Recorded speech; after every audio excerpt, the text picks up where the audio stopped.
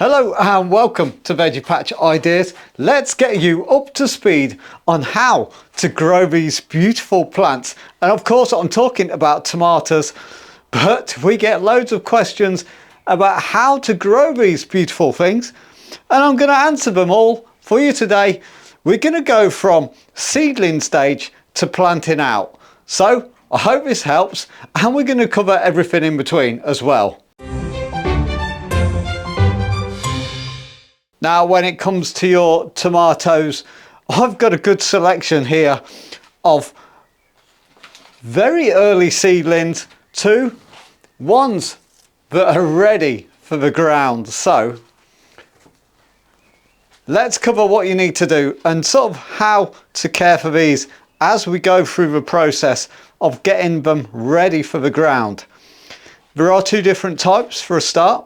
There are bush variety, which grow in containers around this sort of size or bigger, and then your Cordon variety, which can get to 2 meters tall, and they're more for greenhouse or polytunnel growing. You can grow them outside in the UK. Cross everything, hope we've got a nice hot summer, and find a very sunny and sheltered spot, and they will do perfectly. So let's clear the area out and sort of get some advice going for you here, guys. Right, so what we've got here, we've got a tomato variety, and this is Veranda. Now these are new and these have been recommended to me, and let me just find the packet. Now these, let me just make sure, because I have to read this twice because this is a completely bonkers thing that they wrote on this packet. Okay, so they can grow in pots as small as 11 centimeters up to 2 liters. So it's a bush variety, so it doesn't get very tall, and 11 centimeters, right, that is a 10 centimeter pot. So these little beauties can grow in a very small space. So if you haven't got a big garden, or you're forced to grow on a windowsill, then this could be the variety for you. I'll link it in the description so you don't need to go searching, but it can grow in a pot as small as that. And some of you will be growing these and they're at the seedling stage and they're ready to prick out. So we'll show you quickly what you need to do to prick out, and then we'll move on to the good stuff. So I should have made room, eh? Right. Let's just get some. So this is our tray, and I've sewn 2 per cell in here, and it's just a case of popping them out nice and gently. And then with this, I can just break the clump into 2. But I want a pot for this to go into.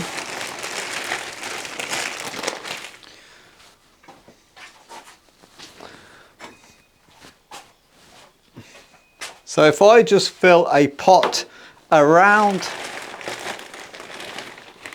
this pot is around 9 or 10 centimeters. And I'll divide it into 2, so I'll just break it up. And I want to plant this deep. I want to plant it halfway. So halfway up the stem, I'm going to plant it.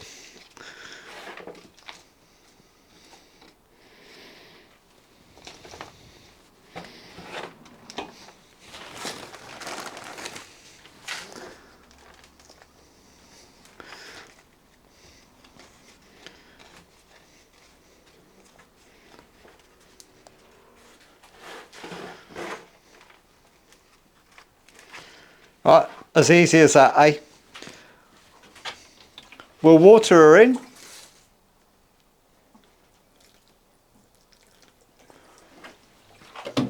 Now that will be good to go for a good month or so, and then what I'll do, because I'm not going to grow that in a tiny pot, even though it says I can, I'm going to transfer it to something like this. It's a bit of a mid-ground, so probably about a litre. So that will then go into this pot in about a month's time, and then we can harvest our cherry tomatoes. And of course, if you don't grow in plug plants and you are trying to prick out, let me try and find an example.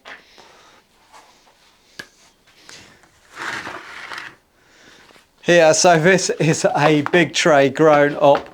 I will just use a little knife or a pencil or anything you can get your hands on,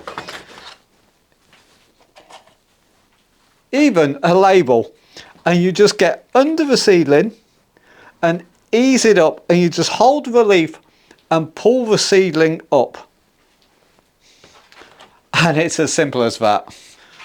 So that's taking care of our potting up tomatoes.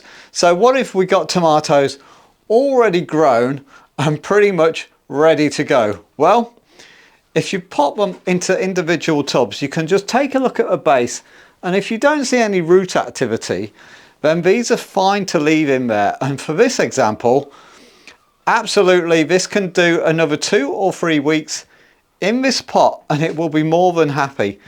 Just make sure they're watered, and preferably in the morning if it is warm. So in the UK we're experiencing some hot days but cold nights, so water in the morning if you can.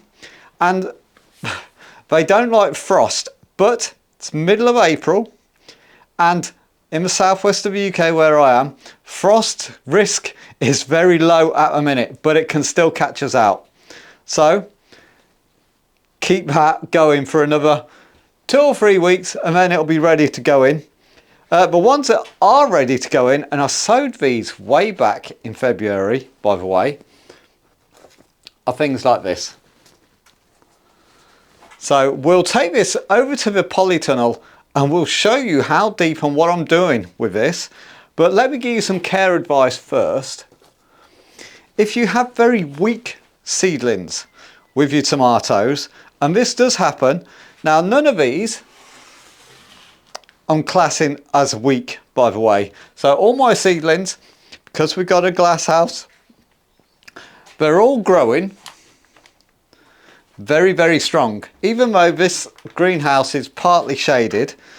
So I'm happy, so I don't have to do this step. But if yours are suffering at this stage, you could use some liquid seaweed and only do it half a measure. So if it tells you to put a full cap in, dilute it right down and just put a little bit in there and give them a good feed every 7 days, and see if that improves the quality of the plant.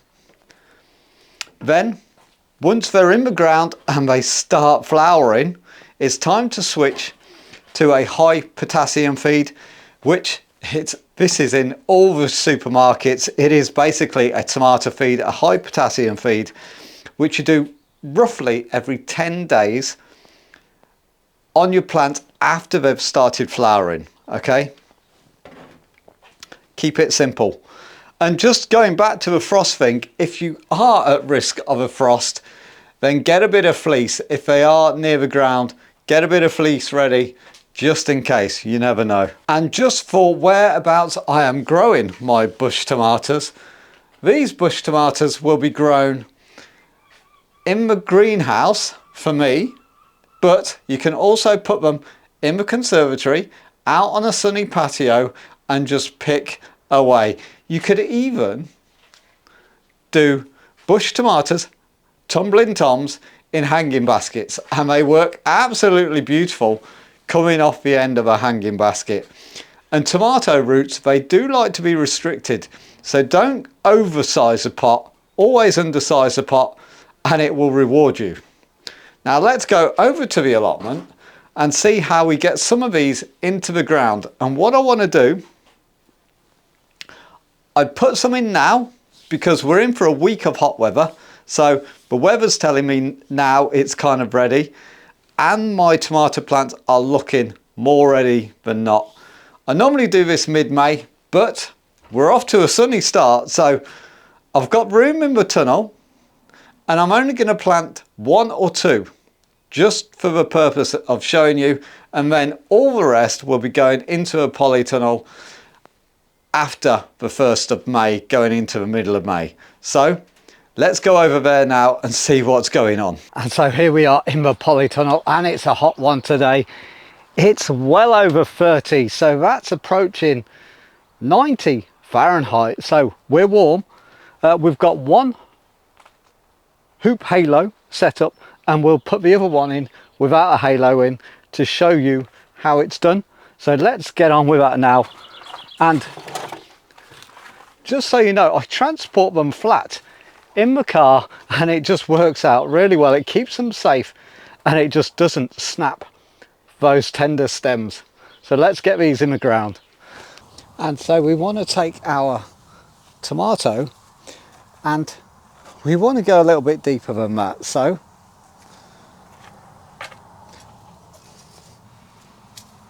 scoop out the middle, put it back in,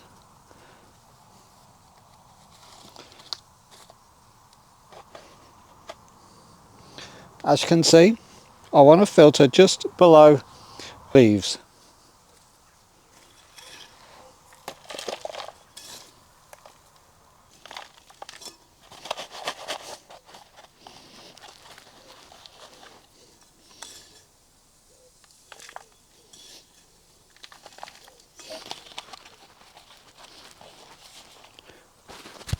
And I'll go ahead and leave about 1.5 inch gap around the top. And put our label in and give her a water.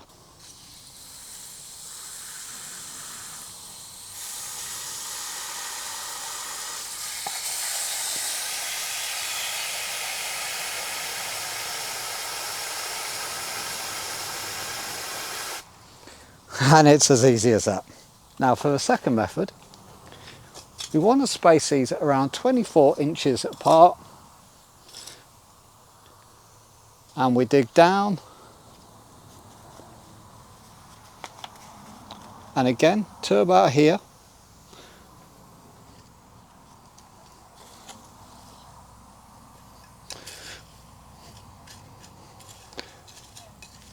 and that will do. And what I do as a tip,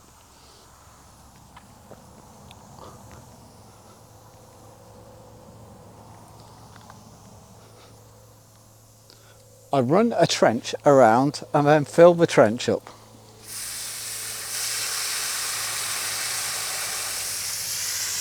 Now what this will do, it'll help the moisture, and it'll keep the moisture towards the plant's base. And when you come into water, it'll be a lot easier just to water this area.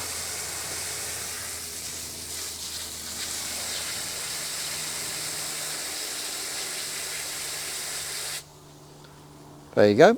And the reason we plant them deep, we bury the stem, because if the stem is buried, it's very fibrous and new roots will grow outside of the stem, which means it can take up more nutrients, have a more stable base, and give you those better and more tasty fruits. And everyone then wins at growing tomatoes. And I always like to mix it up. So this year I have abandoned pretty much all mid-sized tomatoes, and I'm going heavy on the big, fat, beefsteak, juicy tomatoes, and we'll see where we go. These are pretty much all new on me, so if we get a good summer, I'm hoping for those cannonball sized tomatoes to be coming off the vines. It's going to be fun, and it's going to be something different for you guys as well. So we're going small, and we're going very, very large.